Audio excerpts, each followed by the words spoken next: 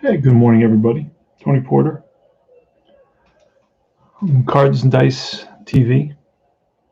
We're playing Game 1 of 1980 Billy Ball Ace, Rick Langford versus Jerry Koosman. So basically the aces going at it. And this game, we are in the fourth inning. And here's a score. It is the Twins. The A's are up 3-1 over the Twins. Tony Armas is 2 for 2 with a double and a single. He's got an RBI and a run scored. Ricky Henderson has walked twice, stole a base, and scored a run. So standard fare for the Billy Ball A's, and we are playing Fall Classic Baseball. So far, I've had a couple of throws. One guy thrown out at home, and another guy safe. 2 assist plays, potential assist plays. And it's a pretty good game. We're going to the top of the fifth. It's going to be Rob Wilfong leading it off, and the way you play this is basically 2 D6s, and you kind of read them like you would APA 44. See, that's a 4 and a 4, so you would read that 44, and that's going to be off Wilfong's hit area. That top area, 44, 1 to 15, is going to be a potential single. Otherwise, it's a walk, and we roll a 2, so it is a base hit up the middle. And Wilfong's on with a single here in the top of the fourth inning. Now he can steal. And our catcher is Mike Heath. Now, I don't know that Mike Heath has a strong arm. He does have a strong arm. So he's going to be a -2 to Wilfong. Wilfong has a stolen base rating of 13, so it's going to be an 11. So Wilfong's trying to get his lead, and Langford throws over. Wilfong's back. And here's the pitch to the next batter, Roy Smalley, and there goes Wilfong. The throw down from Heath, and he is safe with a stolen base. Remember, this is 1980, so there's a lot of stolen base action in this game, and it's very, very easy to play. This game has the detail or the depth of any other game, yet it's very, very easy to learn and very easy to play. And really, what it comes down to, the difference is that in other games, you need to roll for every result. You need to calculate different factors for for many results. I'm not going to say every result, but I'll say many results. In this game, you just have to either roll the arm rating or the run rating, but you don't have to add them all up. The addition is done for you. The computations are done for you. So, and then it's all kind of averaged out and calculated, and so then you get a good game. So Wilfong is at second base, and it's Roy Smalley now. He's up. He's a switch hitter. Here's a pitch from Rick Langford. It's 3-1 here in the fourth, and that's a 44 again. That's going to be a base hit. Now let's see if our runner at second base will score. And it says, potential assist again, from this time from the left fielder. And he may be out because our left fielder, Ricky Henderson, I believe, is a 6 on that. So he may throw him out at the plate.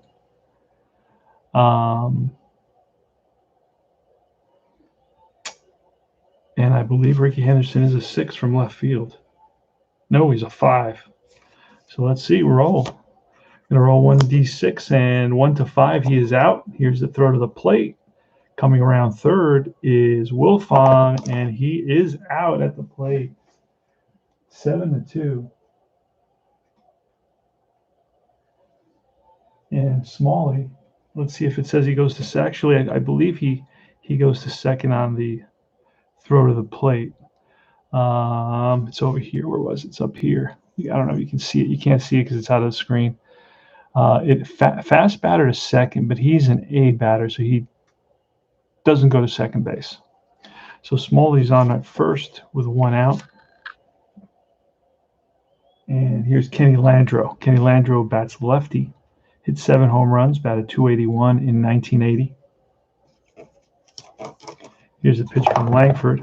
So far he rolled 0-1. So that's 3 doubles in a row, 2 44s and now a 55. And this is most likely going to be Landrieu's second triple of the day, and it is. It's down the line at the right field corner, bounds away from Armas, and scoring is Smalley. Digging for third is Landrieu. Here's the relay and the tag, and he is safe on a triple.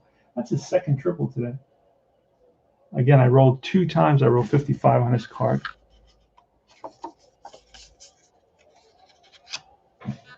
All right, so 3-2 the score now. Let's fix that score. And the infield's going to be in for the A's, and here's Danny Goodwin, another lefty batter.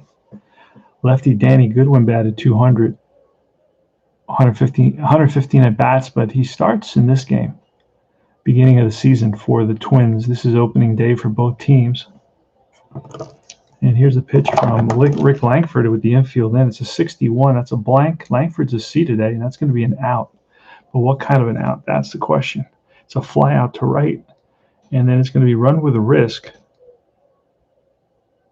Fly out to right, run with a risk, roll 1d6, 1-3 safe, 4-6 is out. All right, so here goes. 1-3 is safe, and 4-6 is out. And he is out at the plate. Another assist. That's the third assist of this game.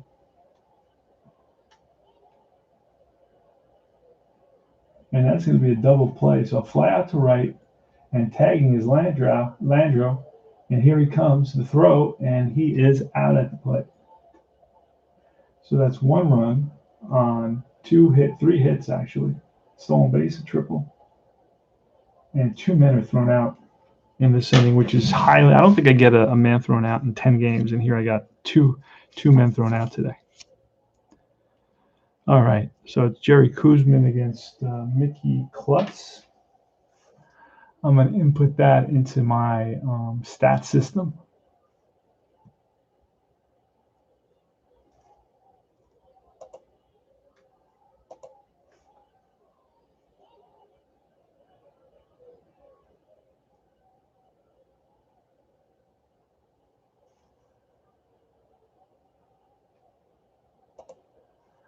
Let's see. So Wilfong singled and stole second base. And then he was thrown out at home on a single. And he was out at home. And he was out 7-2.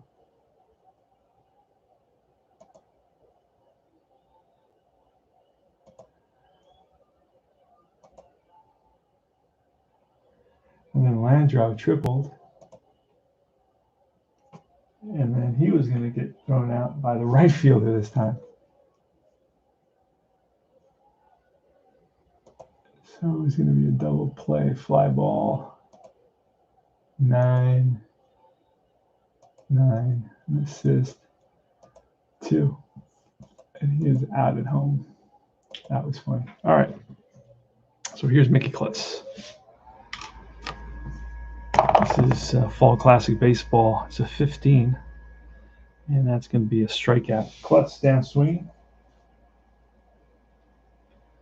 1 away. Jerry Koosman on the mound for the Twins. He was 16-13 with it doesn't say his ERA. It's 1.32 whip. I wish it would say the ERA just because we're used to having that, although it's not as meaningful as the whip, to be honest with you. That's a 3-2, 32, and a 32 is a blank. And Koosman's a B, and that's going to be some sort of a ground ball to third. Oh, nice play by the third baseman. Klutz over to first. Oh, that's our third baseman. John Castino, and he throws out Pichula, 2 down. And here's Ricky Henderson. That's a 15, and that is going to be a ground ball also to third, and Castino again, another opportunity, and throws out Henderson, gets him just by a step, and that retires the side. 3-2, we go to the top of the 5th inning. 3-2 A's. It's going to be Rick Schofield, Jesse's girl.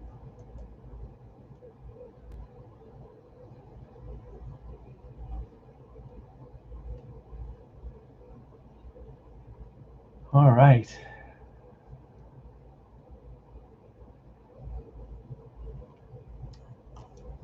Here's a pitch. And that's a 66.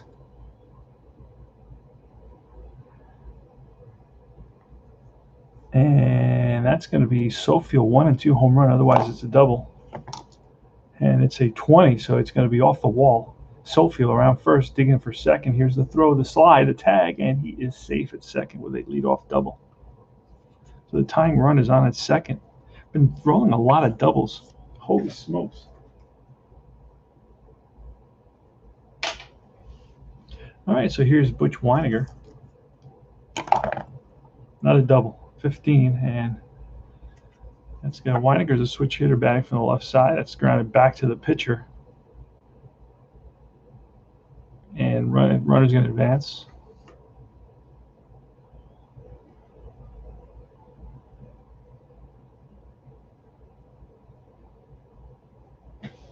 So now you got the tying run at third base with only one out.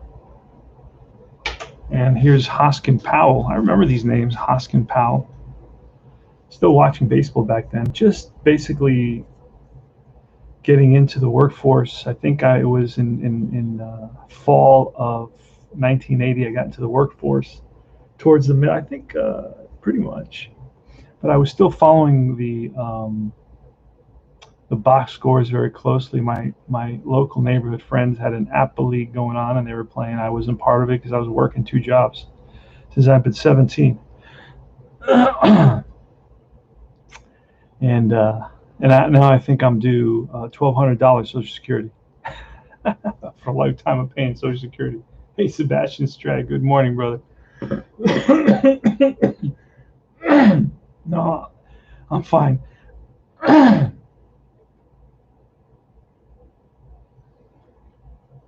It's just early in the morning.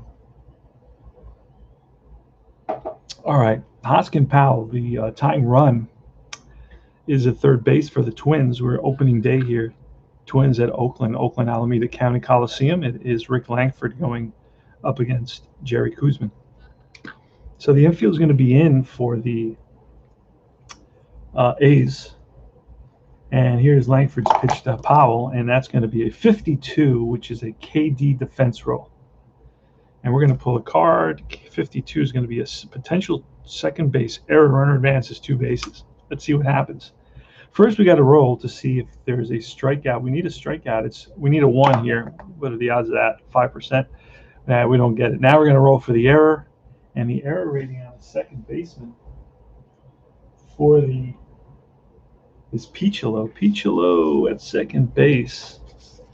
I don't have the Piccolo at second base is a error rating of a 2, so it's highly doubtful that we roll that. Now we got a 7, so there's no error, but we're going to have to see what happens with the runner. It's an out. Wait, hold on. So with the runner third, the infield in, I'm going to have to check. And this is not going to be easy because I don't know where that is. Wait a second. Because this situation is a little bit different than your standard info. Let me see. Is it here? Hold on, I got to get up and I got to find this information because I don't have it. Where is it?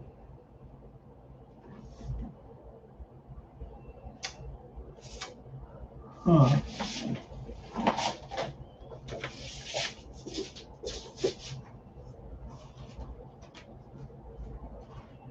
Oh, now I remember what I do with it.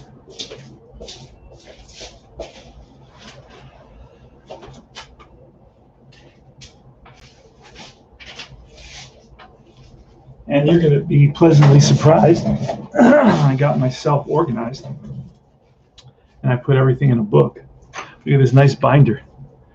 I created a nice binder here. Let me move the camera up a little bit.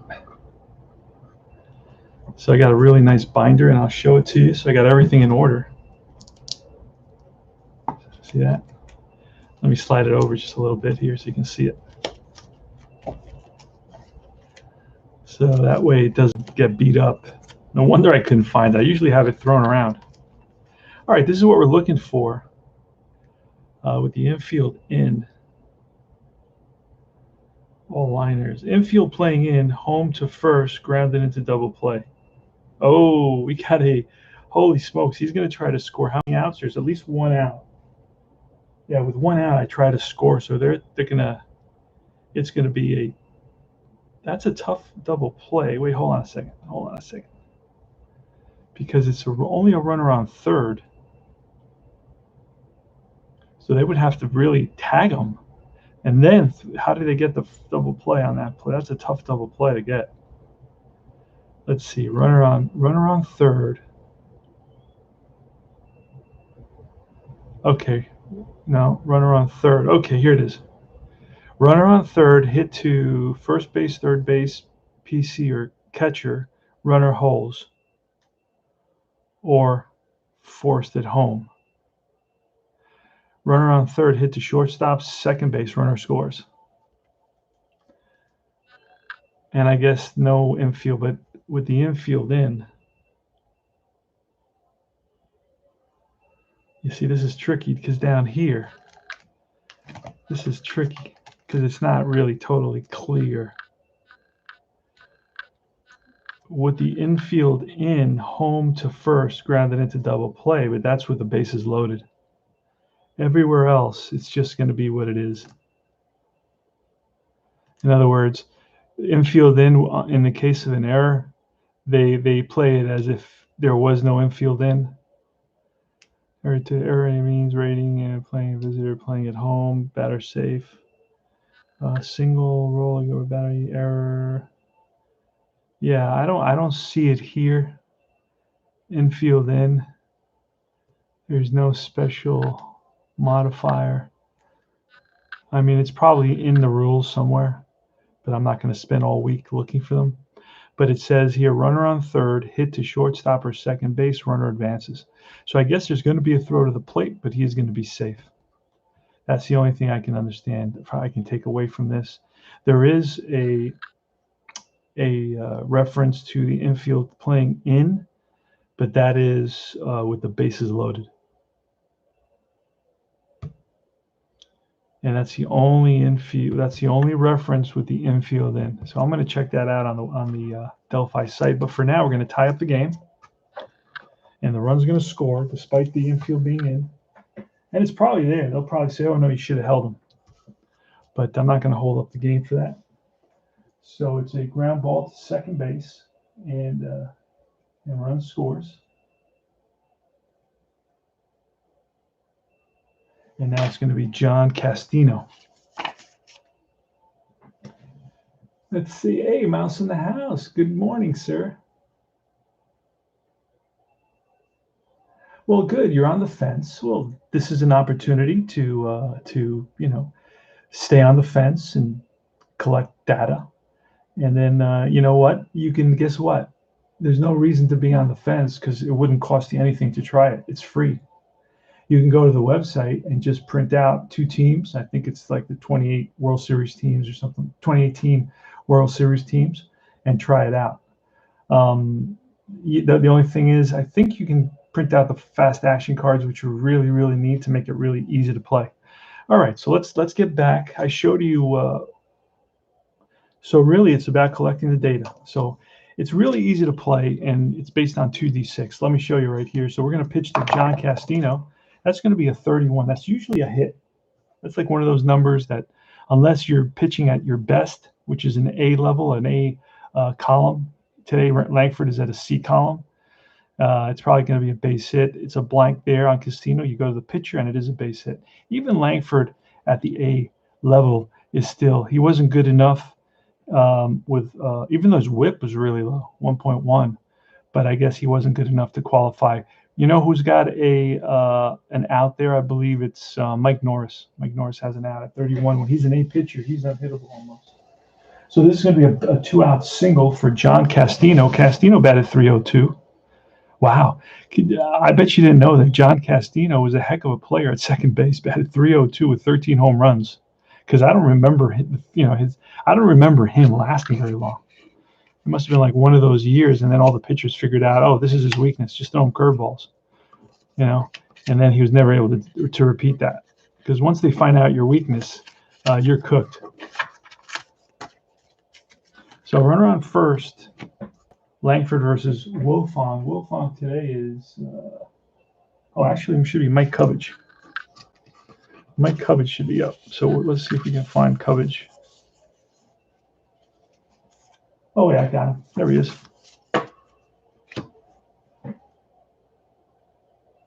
All right, so there's Mike Cubbage. He's a lefty batter. And that's a 26 versus a righty, which he is. It's another base hit. And runner on first is he advances to third, or he can risk. But I'm not going to risk with 2 outs. So if he's fast, he can make it to third. And I believe he is fast. Wait a second. Who's on first? Castino. Castino is not fast. He's average. So he's going to hold up at second base. So it's first and second. And it's going to be Rob Wilfong, another lefty batter. They got a ton of lefties in this lineup. All right, here's a pitch to Rob Wilfong from Rick Langford. Langford's still in there. It's a 25. That's going to be against a right. It's going to be a base hit. And this is going to score another run, I'm sure. Run around second with a weak, it's hit to right field. With a weak arm, he advances. With an A or an S arm, he runs with a risk. And I believe Armas out there has, let's see, Armas in right field. I haven't played these guys in a while, so I'm trying to remember. So I don't have it memorized right now, but I will have it memorized. Armas is an average arm. So that means 1 to 3, he's going to be out, and 4 to 6, he is safe. So 1 to 3 is out, and he is safe at the plate. And a runner at first, so second to first, and I think he moves up to second base on the throw home. So it's this RBI single. The Twins have taken the lead here, with Castino scoring. And Cubbage goes to third, and moving to second is going to be Wilfong with the play at the plate. So we have second and third now. It's 4 to 3 Twins. And here's Roy Smalley. So Rick Langford we're gonna have to pull Rick Langford. Let me double check here. He has 1 hit, 2, 3, 4 hits, 5, 6, 7, 8 hits in 5 innings, and he's given up 4 runs. And we are gonna pull him here because he does not have his stuff was not sharp today. He's in the C column. So based on that, as a manager, you're looking and saying, well, his stuff wasn't sharp, so I'm not going to push him. Now, if he's an A, his stuff was really, really outstanding in the bullpen session, then you're going to be like, yeah, I'll let him go one more batter. There's 2 outs. I'll let him try to get through this inning. But as a C, you know what? We're just going to pull him, and we're going to bring in a guy named Bob Lacey. Bob Lacey's going to come in. He's a lefty. So Lacey's in there. This is the first game of the season, so I'm not going to worry too much about it. We're going to roll for Lacey, see if what his bullpen session was, what he looked like. And he's a 15, and that is going to be a C. So Lacey's a C. Again, not looking too sharp because it is the beginning of the season. If you wanted to in this game, you could say that, you know what, it's in the first opening series, everybody's going to be a C because they're still getting into the rhythm of the season, or you could say the first month of the season, or the first week of the season. There's a lot of things that you could do to kind of bring about your vision into this game, right? All right, so it's Roy Smalley now against Bob Lacey. Smalley's going to turn around. There's runners on second and third. We could actually walk Smalley, who had batted .280 with 12 home runs, and face Kenny Landrieu, who is a lefty. So it would be lefty on lefty, because and that would be good. He's a 281 hitter. Lefty on lefty. 281 versus 278, so it's about the same. But Roy Smalley is actually a little tougher, whereas because right here on a 26, he would get a single, whereas Landrieu would be an out. So we're going to walk Smalley. Intentional walk to Roy Smalley. And that loads the bases, and here comes Kenny Landrieu. And it's real super easy to play. You roll 2d6. You read it kind of like a 1-3 is a 13. You look at the 13. You pull a card. It's going to give you the result, and that is going to be a line out to left field, and that retires a side. So hit on the screws, but right at the left fielder, Ricky Henderson, who's at the right place at the right time. And the A's are down now because the Twins pick up a couple of runs, and they lead it 4-3 in the bottom of the fifth inning.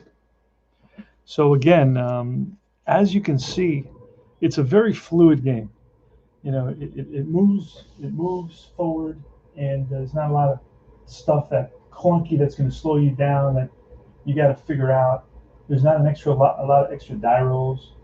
So that was in that inning. That was 2 runs on 5 hits. So they got the best of Langford, and we had to call in Lacey.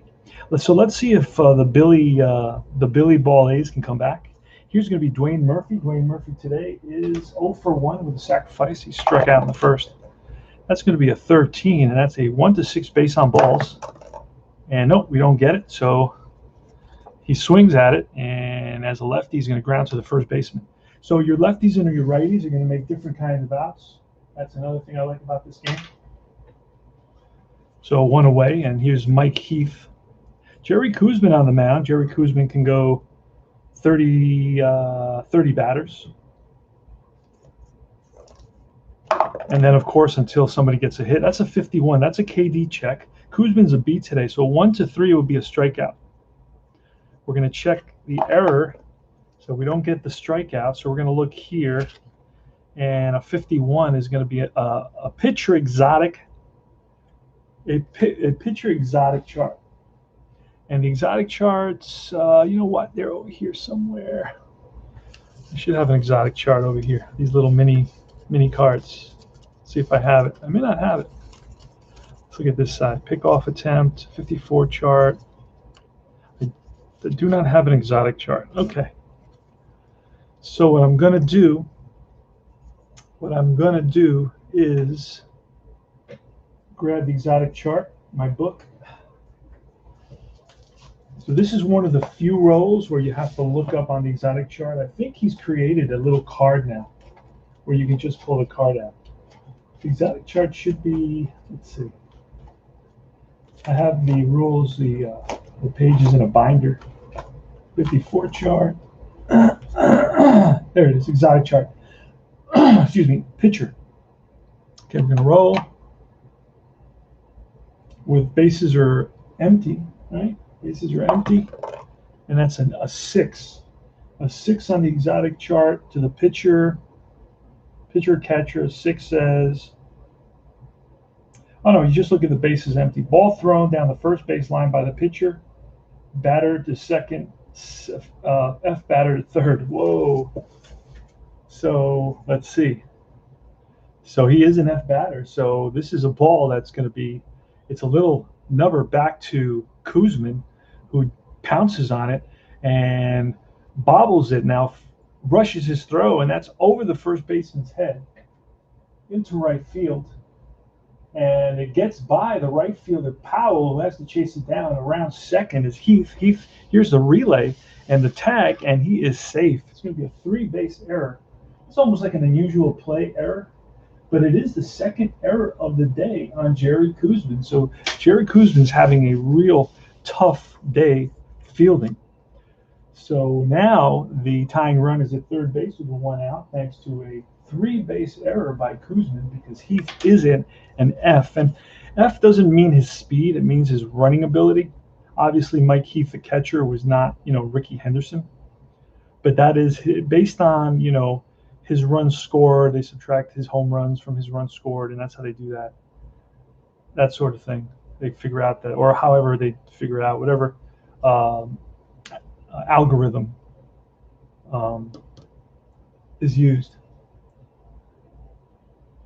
Like I said, you can try Fall Classic Baseball for free, so you don't have to, you know, invest. But PDS are $20.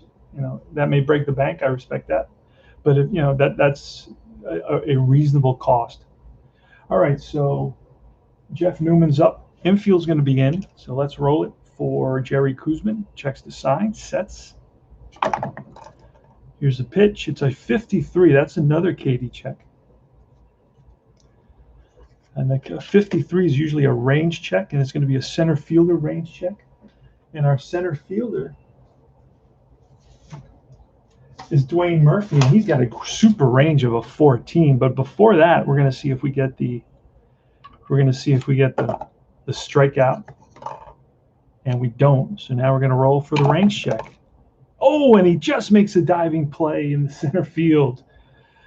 Wait a second. No. This is the center fielder from Minnesota. My bad. Rick Schofield. Let's check Schofield because I don't have the chart for. It comes with a chart, so you can read all the ratings off a chart. Let me show you the example of my A's chart, but I didn't print out the Twins chart. See that? This chart gives you all the data for all the players.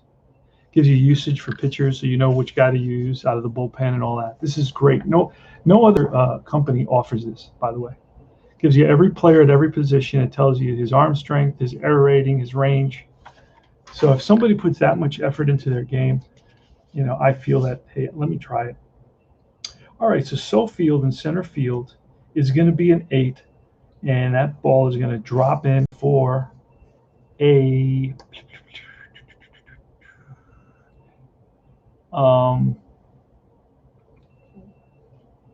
where was that? Okay, here it is. It's going to be a single. The center field run's going to score on that. And the A's have tied up the game.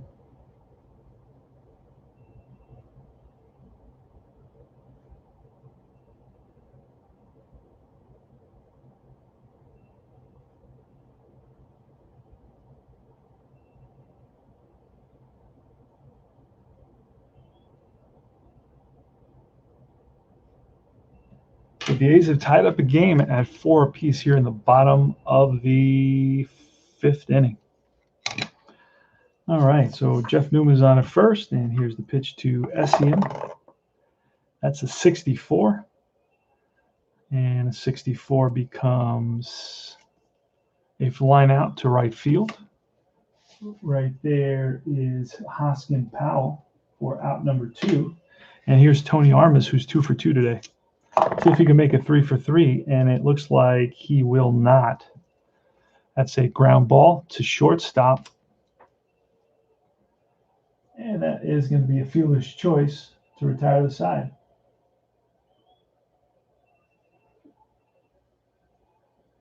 One run on one hit and an error, and it's all tied at 4 apiece. We go to the top of the 6th inning. Bob Lacey versus Danny Goodwin.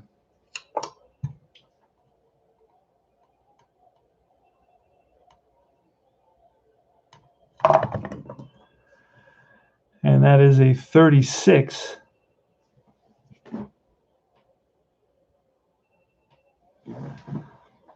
And that is going to be a blank. Lacey is going to be a fly out to the left.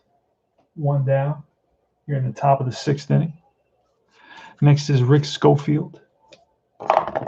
Schofield, not Schofield. Schofield, 65. 65 is a home run P. And that's a 1 to 14. That's a deep drive off of Schofield. He did hit 9 home runs and 400 at bats. But that is, I'm surprised he doesn't have a negative. But it's going to be a 1 to 14, and that's a drive. And that is way back, right field. And back goes the right fielder. Armas to the track, looks up. That's out of here. The Twins have taken a lead.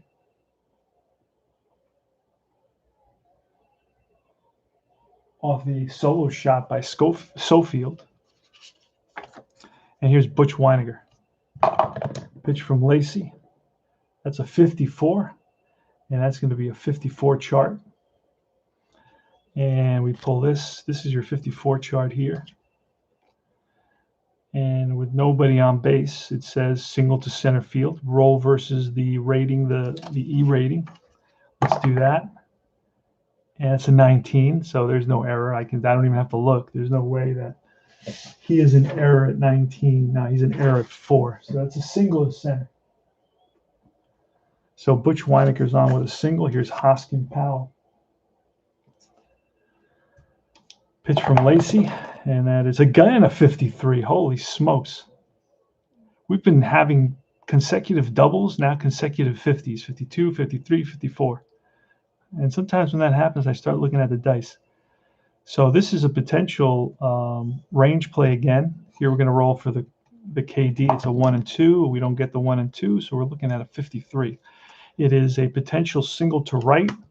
And let's see if we can beat Armas. Has a super duper range. He's a 15, so he'll probably catch it most likely, and he does. A nice running catch by Armas for out number 2.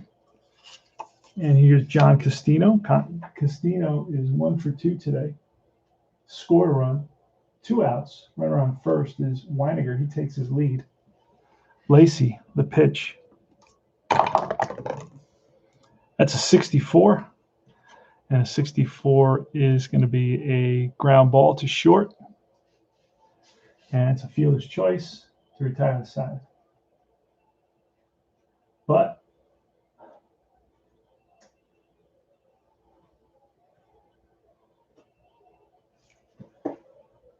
the Twins take the lead 5-4.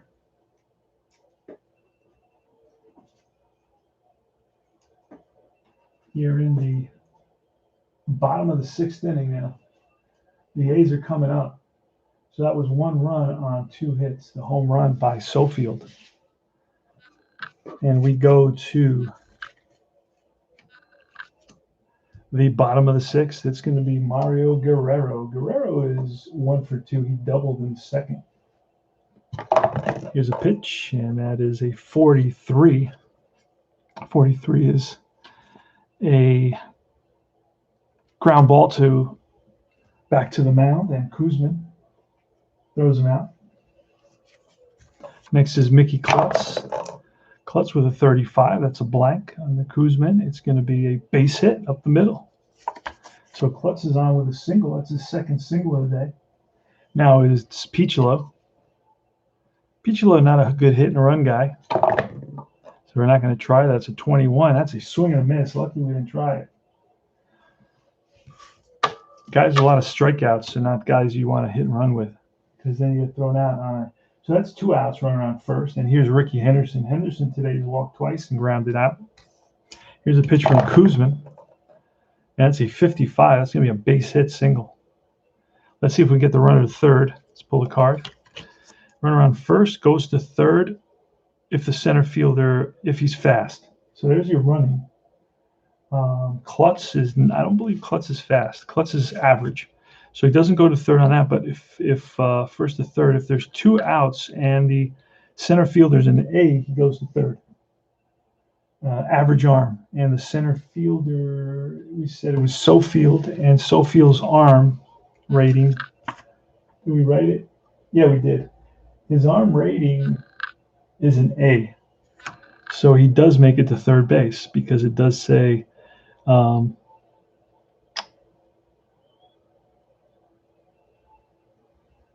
base hit to center field. A with 2 outs, he does make it to third. So he does make it to third base. So it's first and third now. And now this is going to give Ricky Henderson a chance to steal second. And I'm going to roll. Henderson is a 16. And he steals second. There he goes. Throw down from Weiniger, not in time. It's the 2nd stolen base of the day. Remember, Henderson steals 100 bases. He could actually steal third right now if there wasn't a guy there. So 2nd and third, this sets up a good situation for the tying run and the go-ahead run to come in. Now let's check Koosman. Koosman's down 27-28. He's still okay. He's given up 1, 2, 3, 4, 5, 6, 7. 7 hits, but he has walked a couple. You know what?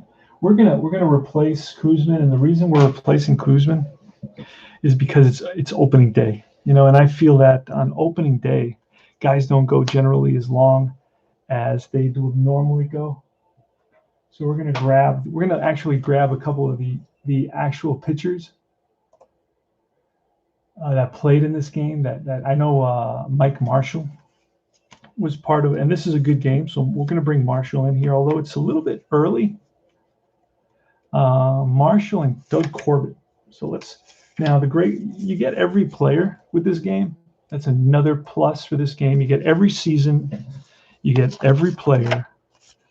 The cards are easy to read for blind guys or guys that wear glasses and just want to be able to see the cards. So, you know, there's a lot of there's way more pluses. Now, am I going to tell you that this was the best game that's ever invented? Well, guess what? I wouldn't say that about any game, because I think, you know, first of all, we're all a little bit different, and we envision baseball a little bit differently. So that's one factor. You know, it's a very subjective thing. So I'm kind of easily, I kind of can get into see Doug Corbett. You got a Doug Corbett. You have a Mike Marshall, but we do have, you know what? After consideration, we're going to give Koosman one more batter because we got 2 righties I want to bring in. And Koosman is a lefty facing the lefty. So we're going to hold off. So the manager goes out to talk to Koosman, and he decides, you know what? We're going to let you go for the one more batter because after that, we got a bunch of right-handed hitters, but we do have lefties on the bench. That's another factor. But if Koosman gives up a hit here, that's going to be it. And that'll be trouble because the score is 5-4 Twins, and there's runners on second and third. And a base hit here would most likely score both runners, considering Ricky Henderson is the runner at second base. Bleacher Bums Gaming. Oh, okay. You're being biased versus my very unique D6s that have double. They're double D6s. 1, 2, 3, 4, 5, 6. 1, 2, 3, 4, 5, 6. So you got double 6s on, double 5s. Yeah. Okay. Have that attitude. Be like that. You know. Discriminate. You just want your standard. You just want this guy, right? He is the way it's got to be, right? Make America great again. Well, no, we're not doing that. We're going forward. These go to 11. All right, we're not doing that. We're doing progress. This is progress, man. All right. Let's see, where were we? Okay, so Jerry Koosman is going to face Dwayne Murphy. Now, if you're rooting for the A's, you want Murphy to get a base hit here. Let's see what happens. And that is, it could be a base hit. That's going to be ballpark. Ballpark card. And the ballpark is somewhere to be found somewhere. Here it is, the ballpark. So there it is. And we're going to roll on the ballpark card. He's a lefty. So usually it's a foul out, 5-16. And it's an 8, and that will be a foul out. He's a lefty, so that's going to be on the third base side.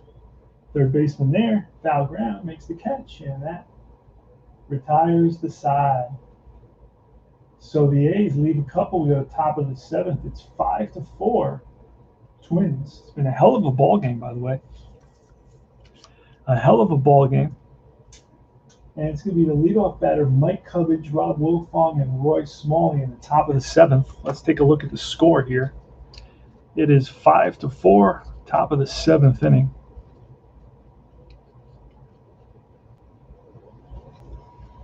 And it, with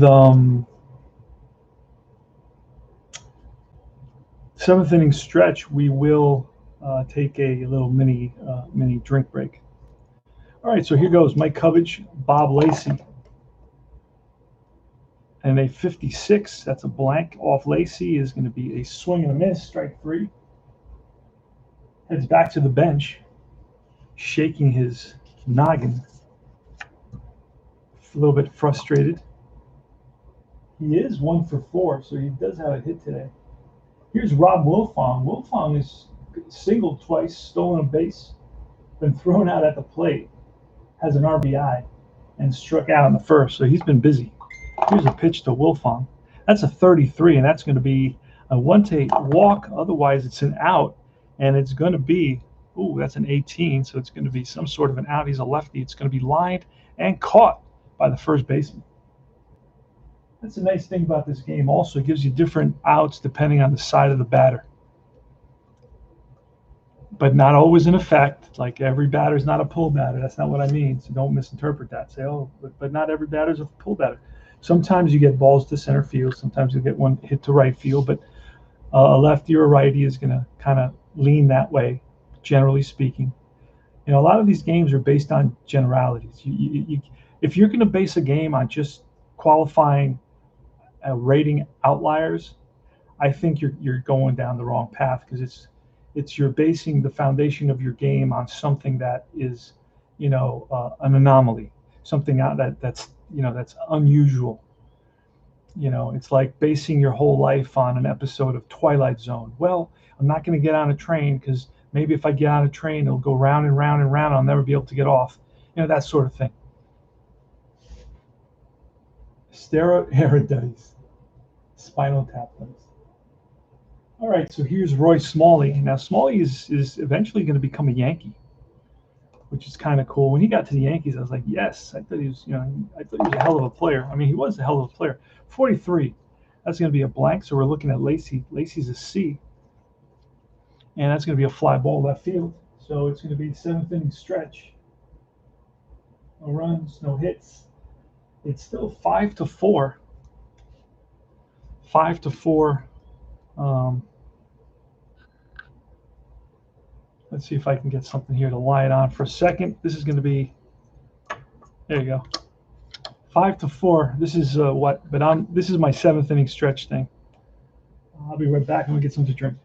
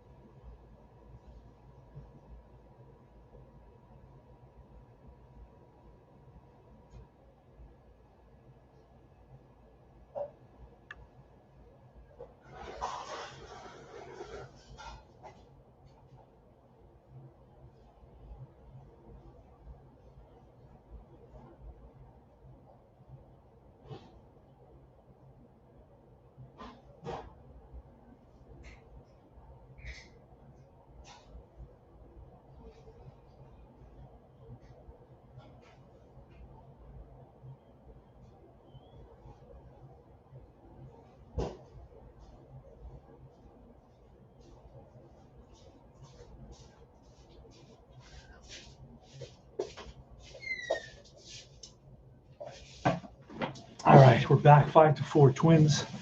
Bottom of the 7th. See if the Billy Ball Ace can come back. It's a close game. I got a charge on my credit card for $137 this morning. I was like, what? What is that all about? And so what did I do? I try to call the merchant, and the phone is the number is disconnected. All righty. Let's see what's going on here.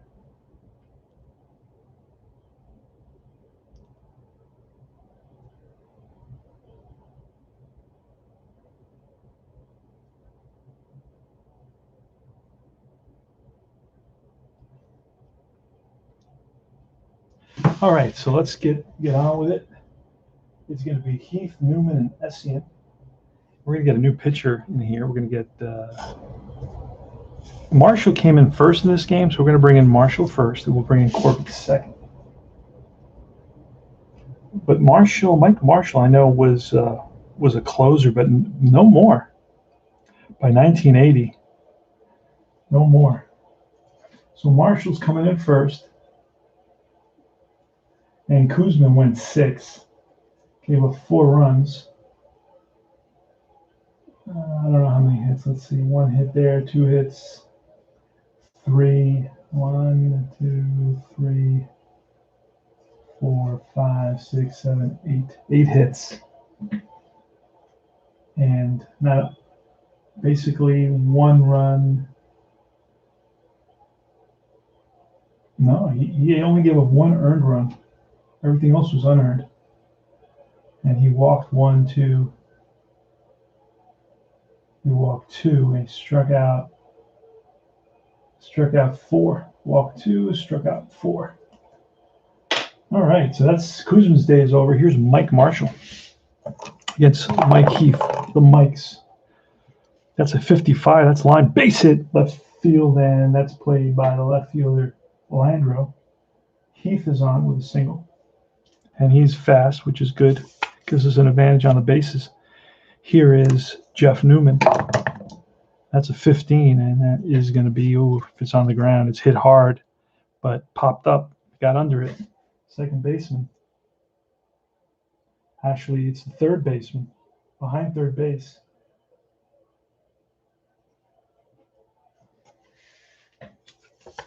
One down. Here is Essien with a 24, and that is going to be a fly ball left field. Landrieu's there, 2 down. And here's Tony Armas.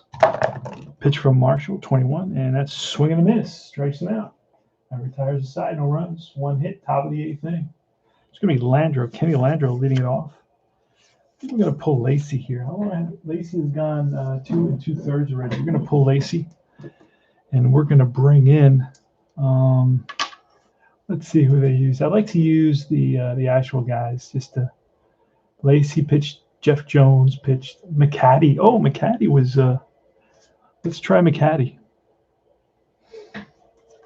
McCaddy pitched in this game as well. But he was last, so let's try Hamilton. Jeff Hamilton. Where's Hamilton?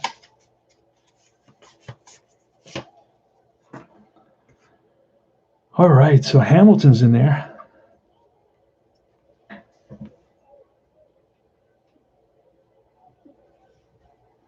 .2 was for, no, 2.1. 2.1. And it was 1, 2, 3, 4.1 for Langford. All right, so here's Hamilton now.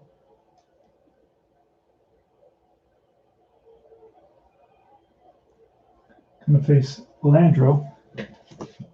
Here's a pitch. Oh, and we got to roll to see what Hamilton's going to be. We're going to roll to see. Hamilton's going to be a 6, and that's going to be an A. So his stuff is sharp today. We never rolled for Marshall. Let's roll for Marshall as well. Marshall is going to have A stuff as well. We didn't need it. We didn't need to roll for him. Sometimes you don't need it. So if you forget, it's okay. So let's roll here. Here's Kenny Landrieu from Dave Hamilton. That's a 43. That's a blank. Goes to 43 here, which is a base on ball. So Hamilton has a wild streak. So Landrieu's on at first. Goodwin, is he a good bunter? He is a pretty good bunter, Danny Goodwin. So we're going to square here. And, that is a strikeout. Bunts it foul. Fails the bunt attempt.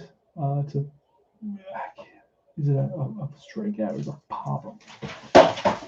Let's see if it's a strikeout or a pop-up on that bunt quickly.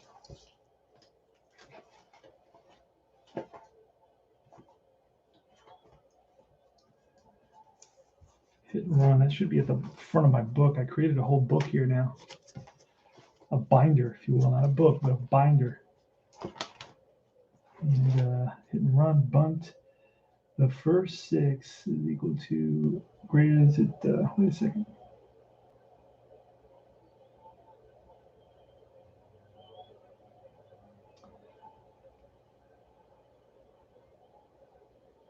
It's a strikeout. Yep. All right, so it's a strikeout, like I said. That's good. We're we are in the top of the 8th inning. Runner on first, Landrieu. There's one out. Now here comes Rick Schofield. Schofield hit a home run today. He is actually, and doubled. He's 2 for 3. So he's been hot. And here's Dave Hamilton, lefty on lefty. That's a 64. It's a blank.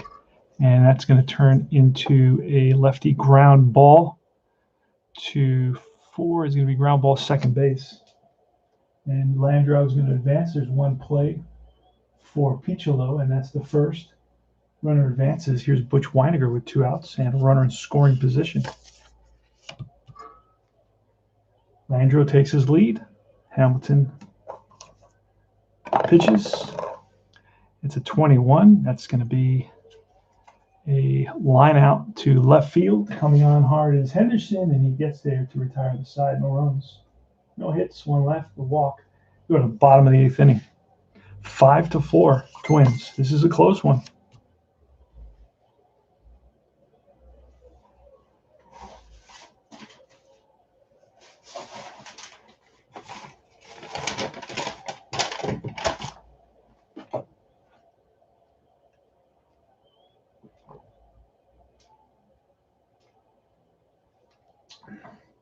In the bottom of the 4th, and in the bottom of the 8th, why I said 4th, you're going to have Guerrero, Klutz, and Piccolo.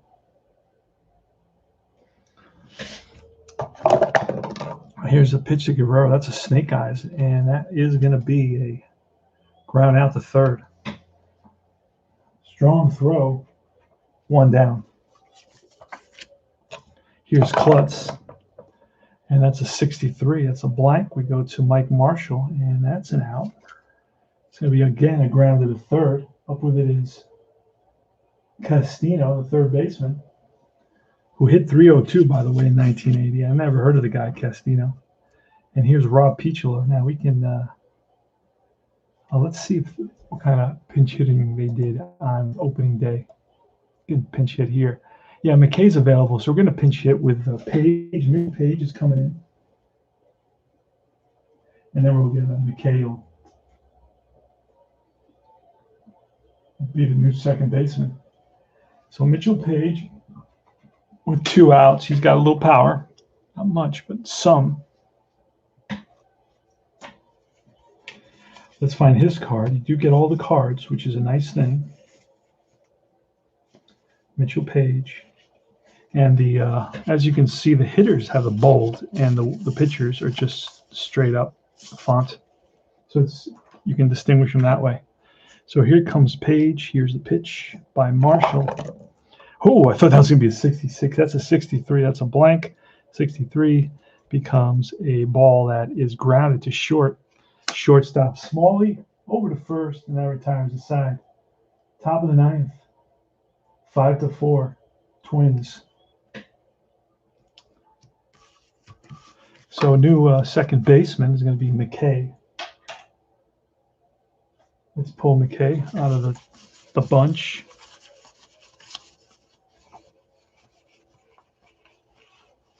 So yeah, I had to call the credit card company and basically cancel my card. They're sending me a new card, $137 charge.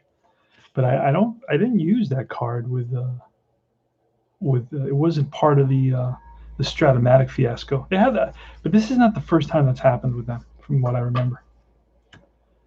This happens like once a year. So anyway, guys don't learn. They don't pressure the company to upgrade, to modernize.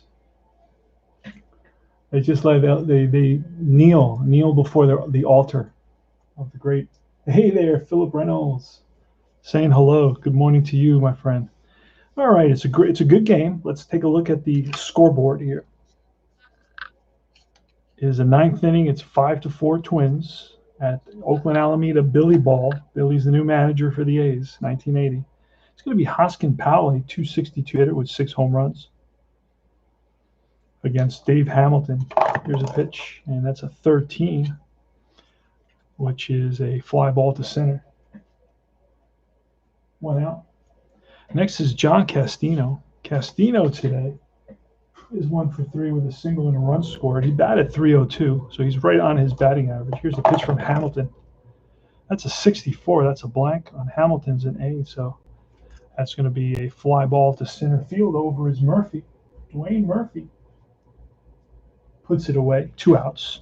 And it's the lineup turns over, and it's Mike Cubbage.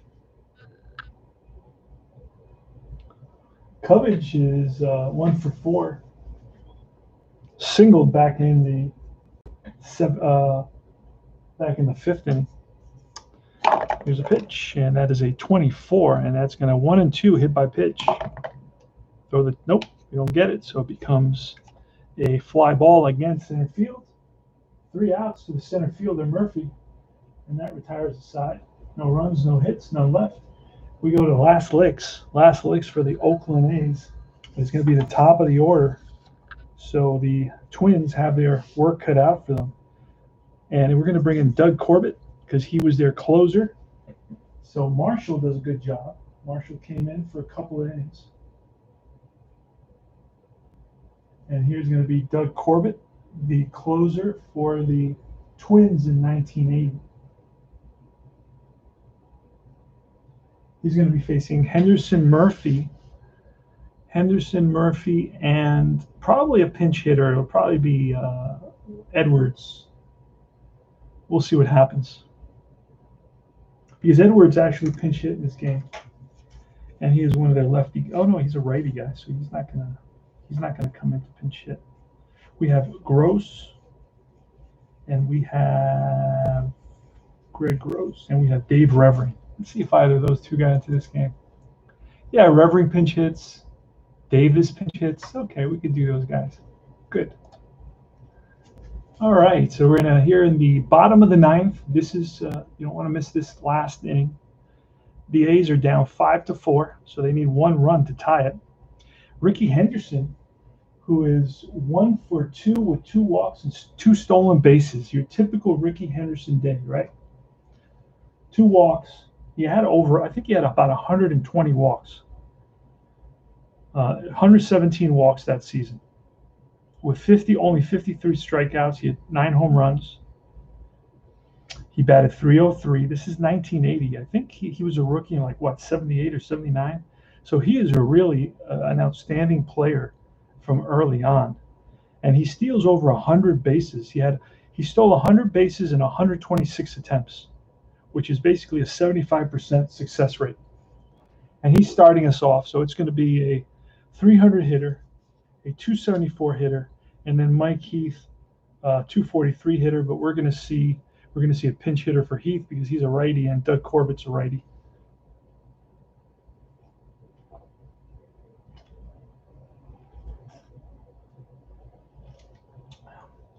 I got a charge on my credit card today on my Capital One, $137.11. I had to cancel it. I asked my son because I thought it was one of my son's, midnight,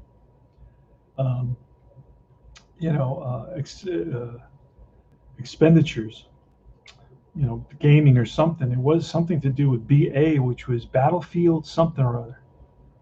But I tried to call the number and it was disconnected. So hey, if your business is charging me $137 and you're not paying your phone bill, hey, that's fishy. So I canceled the charge. They're going to track them down, but they don't even have a phone number. So how are you going to track them down? And I know I didn't make that charge. That was a weird charge. The BA, Battlefield something or other. All right.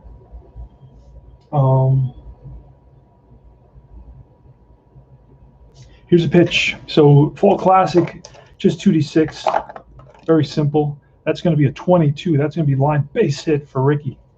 So Ricky's on with a single, played on a hop by the center fielder Schofield, Jesse's girl, and Henderson.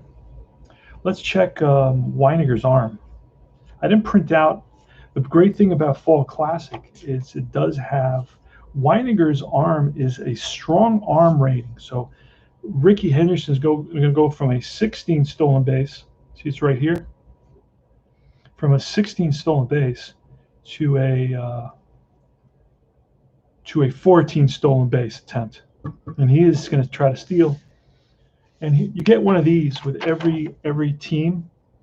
It tells you all the defensive ratings. This is like outstanding. Every company should do this. Greg goes out of his way. Sogan, he goes out of his way and offers this. It tells you the manager record. It gives you, little information, ballpark. Oh, it actually gives you the ballpark. So you don't even have to have the card out. But right there's a ballpark.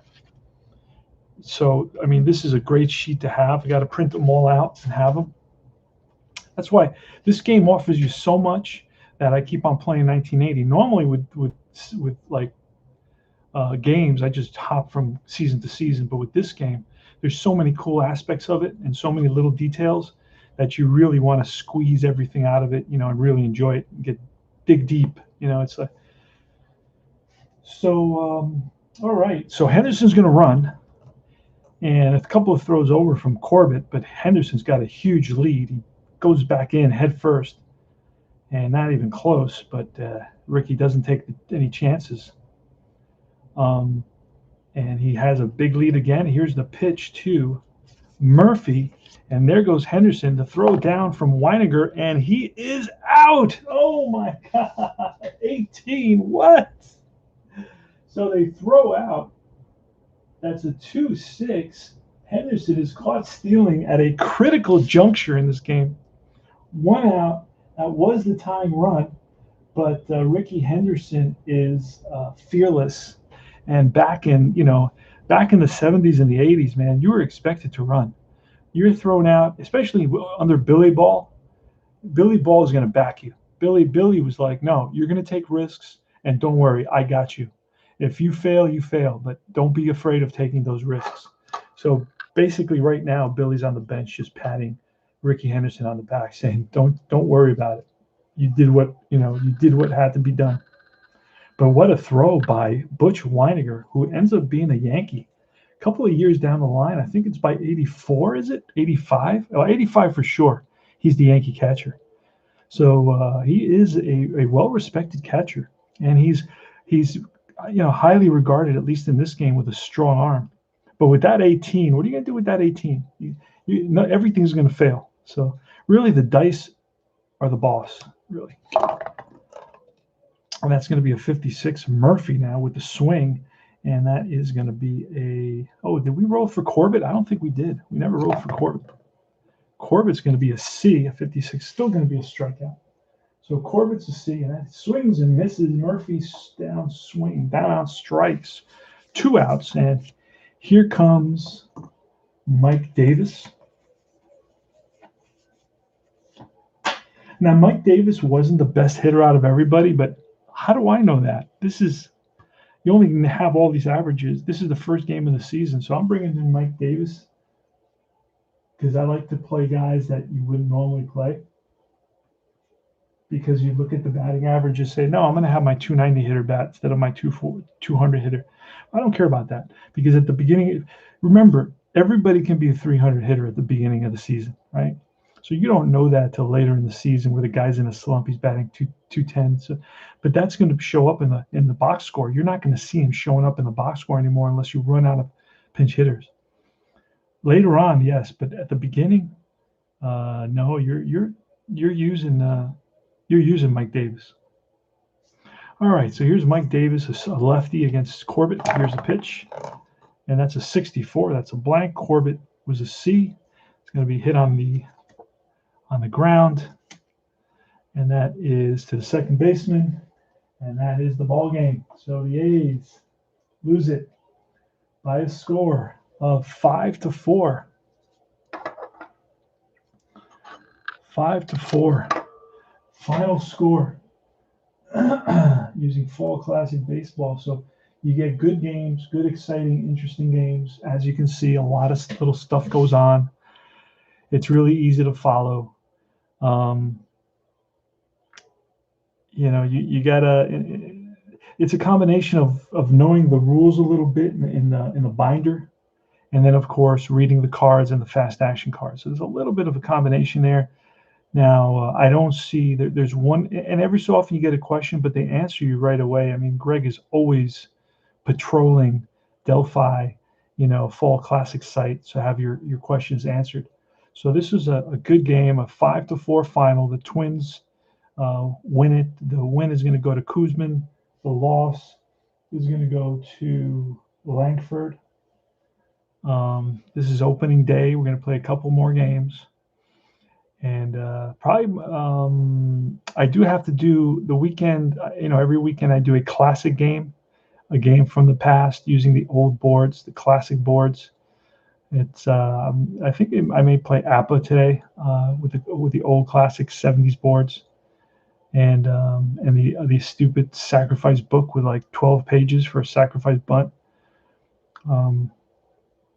Nowadays, you have rules, entire rules for the whole game at one page, but APA had to make 12 pages for their sacrifice bunt booklet. That's pretty funny. All right, so what can I say? That is the final score, 5-4. The Twins pull it out. Corbett will pick up a save. Koosman will pick up the win. Marshall will get a hold. Langford gets the loss for the A's. Ricky Henderson went 2 for 3, was on 4 out of 5 times, so he had quite a day. Stole a couple of bases and was caught stealing in his third attempt with a terrible roll. He rolled a D20 18, and that he was the tying run in the top of the 9th inning. And but yes, sir, he went. This is Billy ball, so you run. We had early on, we had a couple of plays at the plate. We had a couple of guys thrown out. Wilfong was thrown out in the 4th inning. And then it was in the 3rd inning, actually in the 2nd inning, it was Mario Guerrero who's thrown out by the center fielder. In the 5th inning, 4th inning, it was Wilfong was thrown out by Ricky Henderson. Actually, we had 2 plays at the plate in that inning.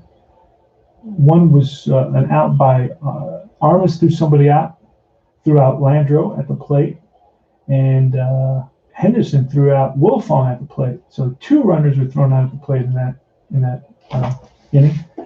Now, I don't get that very often. A lot of other guys say, "Oh, I get a lot of assists," but I don't really get many of those, to be honest with you. And I'll tell you why, because I play basically baseball 101 rules. In other words, you don't make the first and third out at third base.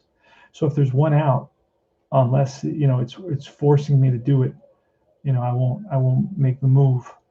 I won't do a risk. I won't take a risk. One of those throwouts was a risk play. Took a risk, I believe. Can't remember, but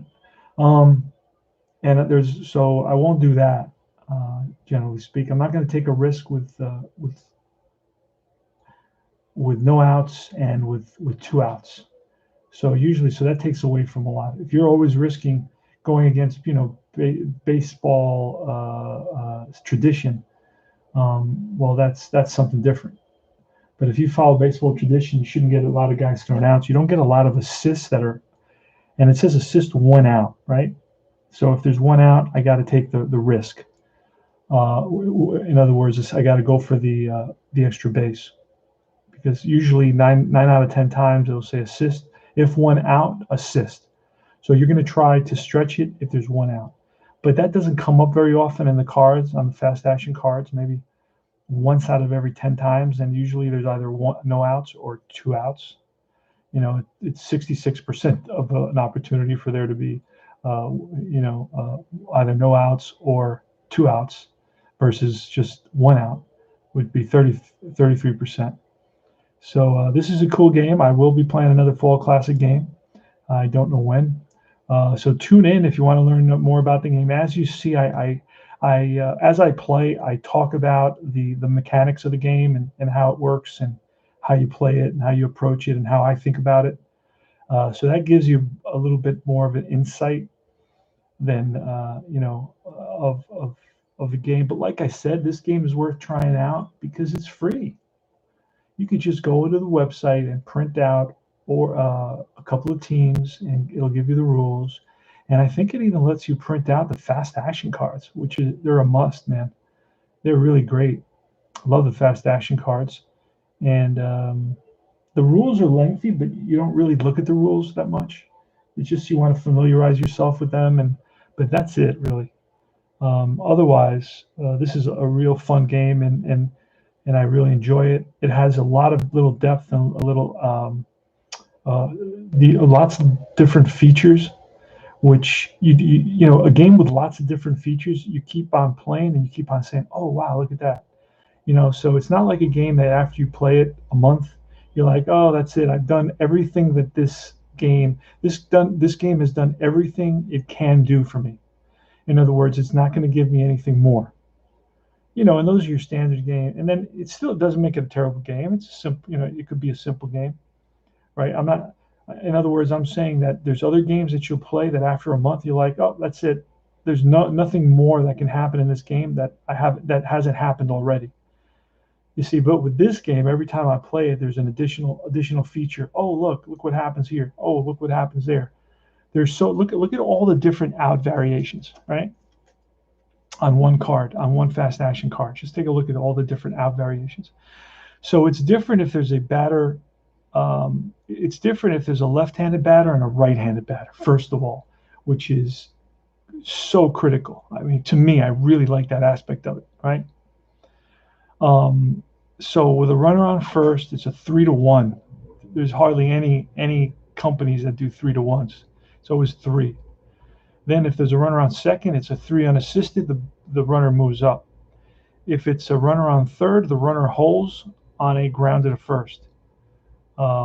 If there's first and second, again, runners move up, and it's a 3-1. If there's first and third, it's a fielder's choice at second base.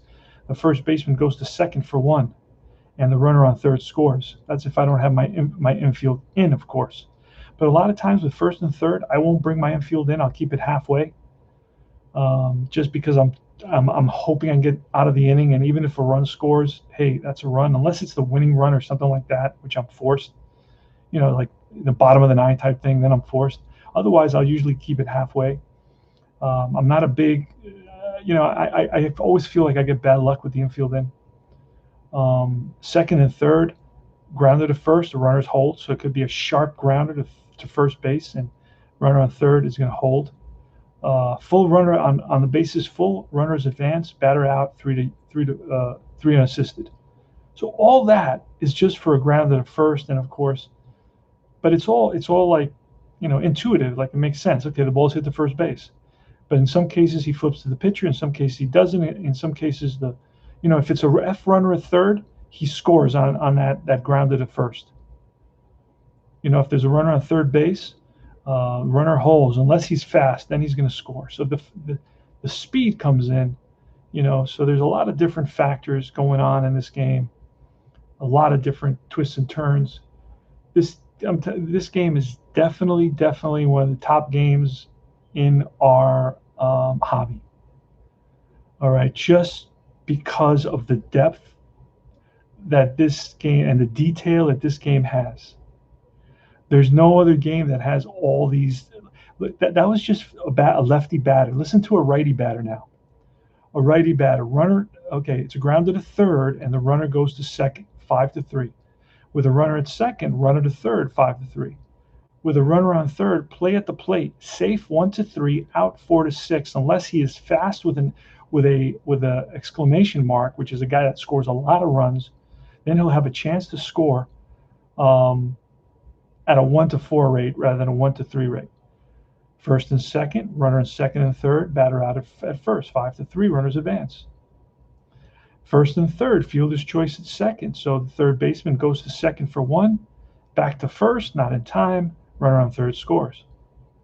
If there's runners on second and third baseman throws to first, runners hold.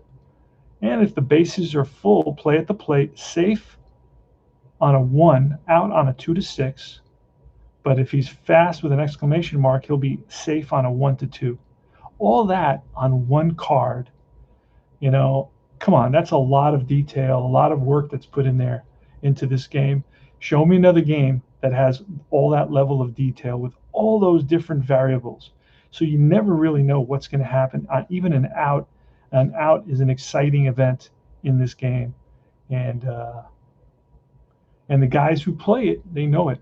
The guys who play this game, you can't play this game for 2 days and say, oh, I'm going to this other game. What do you mean? You only played the 2 games. You haven't been able to really explore the depth of this game.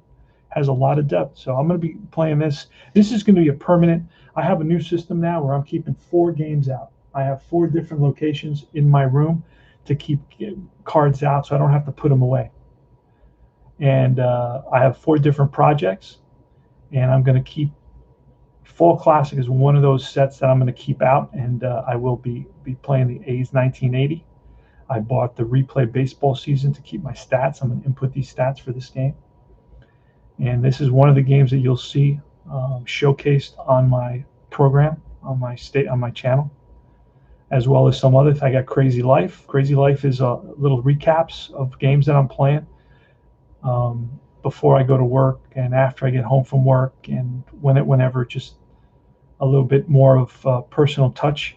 But it's recaps. They're short videos of no more than 10 minutes. That's called my Crazy Life. And then, of course, I have Blast from the Past, the program on weekends that I go back and replay an old game, like an older game, like one of the games we started with in the 60s or 70s, like an APA, Status Pro, Stratomatic, a replay baseball, those types of games. I'll be playing one of those every weekend in a program that's called Blast from the Past, Classic Dice Baseball Games. So those are just some of the programs I have added to the channel to differentiate what's going on. And otherwise, it's just a lot of information for you guys and chat. And I thank everybody for stopping by today. Sebastian Strat, Mouse in Your House, Bleacher Bums Gaming, Philip Reynolds, they all said hi. Now remember, I'm not telling you that one game is better than the other. I'm trying to show you the advantages to each game that I play and why I like it. I'm actually playing 2 replays right now, but I know they're temporary replays with Inside Pitch, because they're 1970 replays. I'm in a league with 1970 season, so I'm scouting the players. So I am playing. Plus, I'm doing Joe Pepitone when he was playing Joe Pepitone when he was with the Astros in 1970. He was traded. Then later he gets traded to the Cubs for being annoying and being a jerk, as usual. And I have History Maker Baseball on the side. And I'm going to start a 1964 Pepitone replay as well with Payoff Pitch Baseball. So I will have the big 3, Payoff Pitch, Fall Classic Baseball, and Inside Pitch on my tables, as well as a different game, something just that I don't know about. So that's it, guys. This is a great Saturday and Sunday, so I'm going to have more ball games being played today. The next video will definitely be this one, obviously, because I'm filming it. But then I'm going to basically do a Crazy Life video next. But I got to get a couple more games going, and so I can kind of do a quick recap of an inning or so for each game that I'm playing, and share the scores and so forth. And that's it. So this is Tony Porter. Remember, reach out to me with any questions, comments you may have. They're always appreciated. And the best way to reach out to me is on this YouTube channel. I take a look at that multiple times a day to make sure I'm getting back to everybody. And thanks for stopping by. And I will see you guys soon. The Twins beat the A's opening day, 5-4. Jerry Koosman, one of my heroes, against Rick Langford. Langford takes the loss. Koosman gets the win. And that's it. Adios.